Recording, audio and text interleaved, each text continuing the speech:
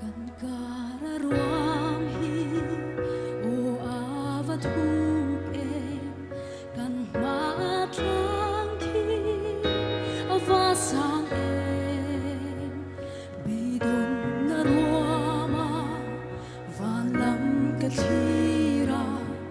thimzinga hian ka awatse harsat na ruama il nay natin katharaw sao itinarta em kim min thong sa xua chu in beta Giêsu ca bây say na nu Hallelujah phật ru min chan dam tu chu Hallelujah thì na in min ngam to lo xua phor na tin ren helli chan dam tu min chung nung ber Giêsu ca bây say na nu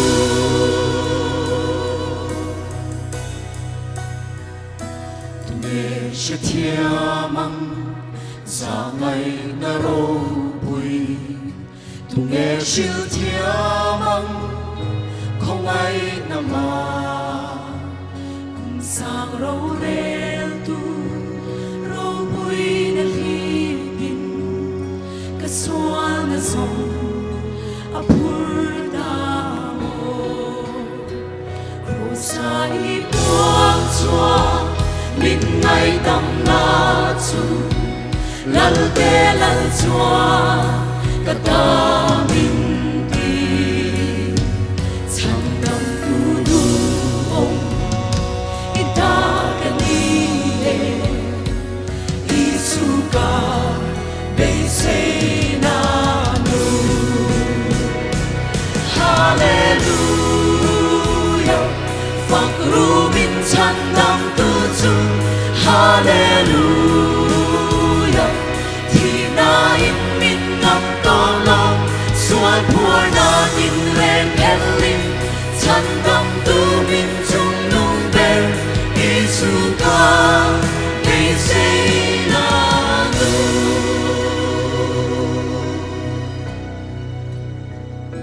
thu tiam lên ni chu alo theng ta e thì an phum chu i thâu ta e than rua ka chang chua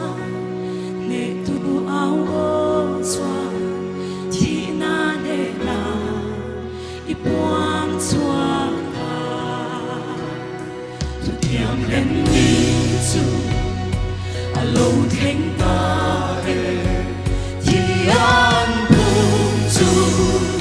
i thâu ta e than rua ka chang chua ne tu ao o chua thì na ne na i buang chua ta o Giêsu ne tu la rau bui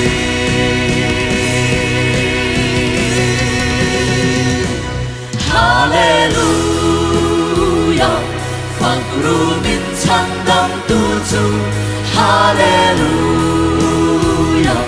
thì na in min ngam to lo suan phur na tin ren hellim chan dam tu min chung nung ber Giêsu ca bây say na nu Giêsu ca bây say